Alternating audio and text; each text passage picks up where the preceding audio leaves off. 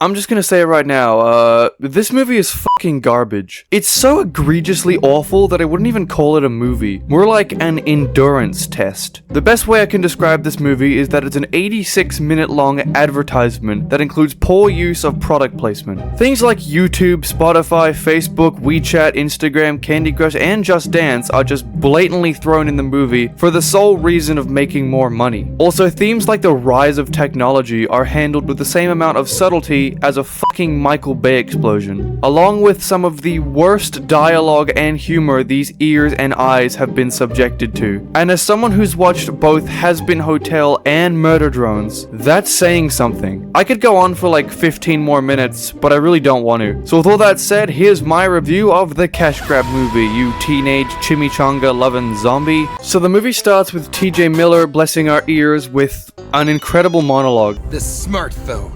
It's like the size of It's here we meet some characters. This is boy, that's girl, and that's other boy. Characters that I will be ignoring for 90% of this review. Look, I'm sorry, I know how disappointed some of you are that I'm not talking about generic teenage number 69,420. Just stick with me and try to save the depression for later, okay? 3 hours of yapping later, we enter a city called Textopolis. Wow, what an original and riveting name, am I right? So long story short, each emoji's lifestyle is based on what type they are. The crying one is always crying, the laughing one must laugh no matter what, and so on. Although now that I think about it, that's actually terrifying. Imagine coming home one day to find your family dead on the ground, and due to the laws of society, you're legally forced to laugh in response. That sounds horrific, like, what the fuck?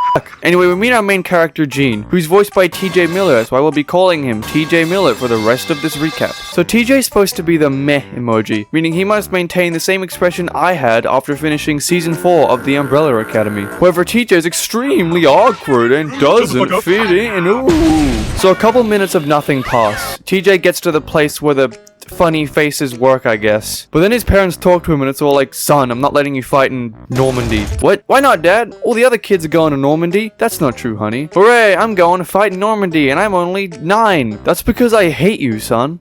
Should we wash our hands?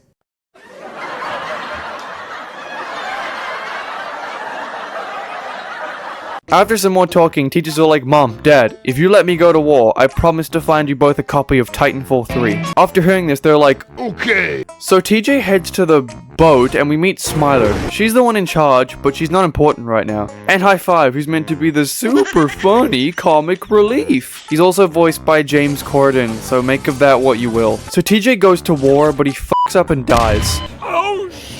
You guys get it? He almost said a bad word, but he's in a kid's movie, so he can't say a bad word. You get it? You get it? You get it? TJ is now very sad, and his parents are all like, son, you're cringe and not poggers. But TJ's like, fuck you, parental figures. He goes to talk to Smiler in President Business's office. It's all like, Smiler, I'm sorry. I committed those crimes in the 1940s ironically. Oh, right. Hashtag truth. Hashtag, you can't... What? Anyway, it's okay, TJ. We're just gonna fucking kill you. Get him, clankers. So the robots try to kill TJ, but the epic fail and he gets away. Meanwhile, High Five manages to sneak into the early GTA 6 section, but TJ breaks all his bones. Wait a minute, how did TJ even get into the GTA section? If High Five had to sneak in, I doubt he could just run through. So they walk into my brother's basement and enter the parlor of perpetually unfortunate. They come up with a plan to find a hacker so they can get out of the space station. But to do that, they have to leave the app. So they make it to the edge of the app, but High Five is railed to death by a monster. I wonder if he's still alive. Anyway, TJ steps out of the app, but slips and falls into the vacuum of space, where he'll forever drift through the endless void. No ground, no air, and no sound. Only silence so deep it makes his ears ring. He'll keep spinning slowly, forever reaching for something that isn't there. Hunger will come first, then thirst. Sharp, endless reminders of a body that still thinks it can be saved. But nothing will ever come. No rescue, no warmth, and no end. Eventually he'll stop fighting. The stars will blur. Time will lose its shape. And all that will remain is quiet blackness. The void will be his only friend now. From this moment until the universe itself burns out, he'll float for eternity, wishing he had never slipped that day. Nah, just kidding. He's fine. Man, I really fooled you there. Anyway, they walk for a while and we see various product phone apps. They then make it to the piracy app, and after walking for a bit, they see a woman with blue hair, so that raises some red flags. They try asking for help, but she's too busy gaming. Come on, boys, we gotta hit some clips with Hatsune Miku. Anyway, it's all like, can you help us find the Ligma? No, f*** off, I'm gaming. But then the robots come in, and TJ changes faces. And the blue hair woman's all like, wait, you are the spy from Team Fortress 2? Then TJ's like, please help us. Blue hair's then like, I can't help you find the Ligma, but I can help you find D's. So after Metal Gear Soliding their way out, they end up in Candy Crush. But TJ gets stuck in the app, so they have to get him out. Cut to teenage boy. He's trying to talk to his crush, but his phone starts making noises. Meanwhile, they get TJ to the bottom, but they still can't free him. So they try something else, and TJ fucking dies. Oh wait, he's alive? Oh goody, I was so worried. Cut back to Textopolis. The emojis are freaking out over teenage boy's Apple appointment, and that's all that happens. Cut back to our engaging trio. They're talking about their plan, which is to make it to the Dropbox so they can get uploaded to the cloud. Before that though, we get various comedic moments that are sure to make you laugh. Off the phone. Just dance, then boogie over to Dropbox, catch the link, and zoom. Hold up, here's the... We then get... You know, women are always coming up with stuff that men are taking...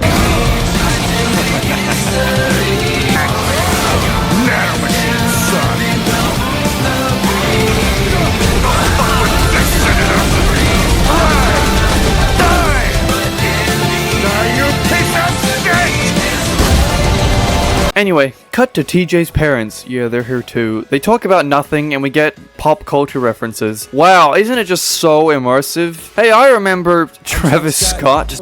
Our son is a malfunction. A malfunction. I'm gonna fucking off myself. They then see the robots and put on cats. They also separate because of contrivances. Cut back to our riveting main characters. They're talking about some bullshit no one cares about. The tunnel leads them to Just Dance, and we see a holographic woman, and I suddenly feel so... What a day.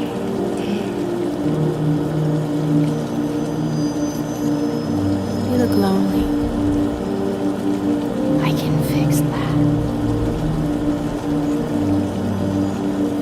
You look like a good Joe.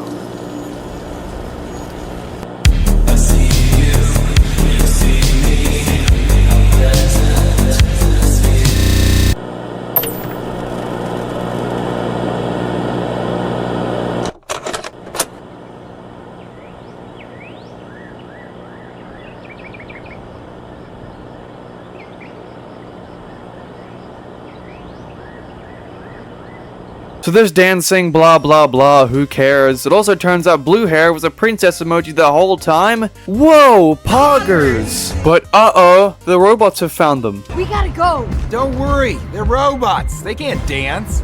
Wow guys, I wonder if the robots will start dancing. So there's more dancing and whatever, but the phone embarrasses teenage boy even more. So he pushes the delete button and the app descends into chaos and darkness. They escape, but High Five is dragged down to hell.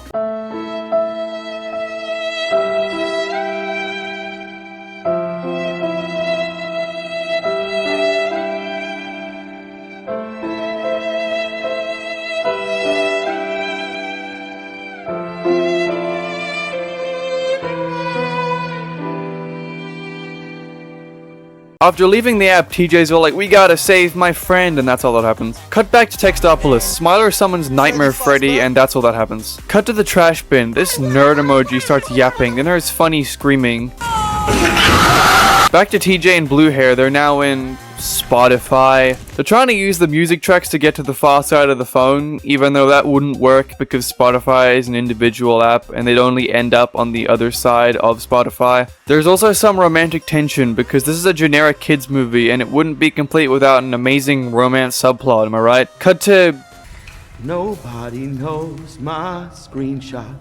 Okay. So they save High Five and, yeah. Cut back to the parents where it turns out TJ got his multiple face thing from his dad and, that's all that happens. Our main characters are then found by Nightmare Freddy. Now I'm gonna go on a little side note here. The movie wants to frame Smiler as the bad guy for wanting to kill TJ. But the thing is, TJ's existence actively threatens theirs. It's his fault that all this happened and that teenage boy is gonna reset the phone. Smiler killing TJ would actually fix everything. The phone would stop acting up, nothing would seem wrong, and accidents like this could never happen again. You know, dumb baby movies need contrived morals so that the story can continue. So they run for a bit, gotta go fast or something, until they make it to the Dropbox. It's illegal malware and this app is secure.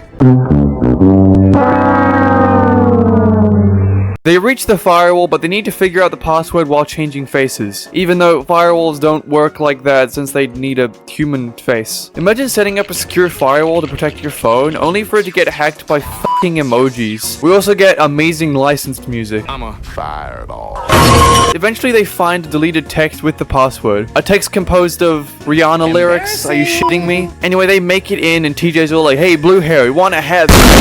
Which is like, no, I don't actually know what to write here. TJ is now very sad and gets kidnapped by Nightmare Freddy. High Five's are like, we gotta save TJ Miller. Blue Hair then whistles over the Twitter bird to fly back to Textopolis. You know, cause she's a princess.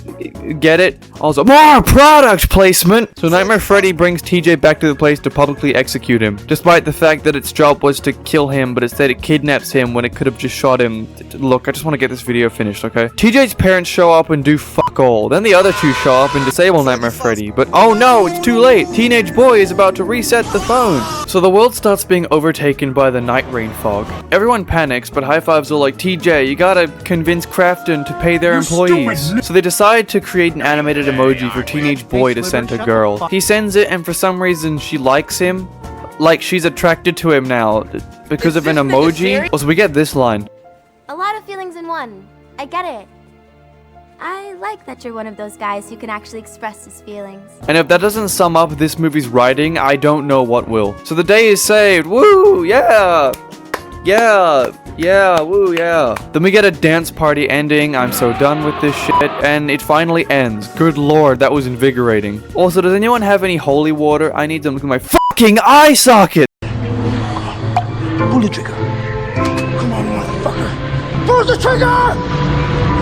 Let's go shoot me! Let's go shoot me! Shoot me! I mean, honestly, what more do you expect me to say? This is genuinely one of the worst movies ever made. The story is generic and predictable. The characters are either extremely boring or controversial. In fact, the characters are so boring that I literally can't even think of a favorite character. The only quote-unquote good thing about this movie is its animation, which at best is decent, I guess. I know I kinda listed them off before, but I realized that I left a few pieces of corporate product placement out. Not only is there YouTube, Spotify, Facebook, WeChat, Instagram, Candy Crush, and Just Dance, there's also Twitch, Snapchat, Dropbox, Apple, and Shazam. All of these things just chucked into the movie for the purpose of making an extra buck. In conclusion, this movie sucks, don't watch it, was better than whatever this shit was, but not by much. Alright, goodbye, have a good day, and hope that I figure out how to make better intros by the next video.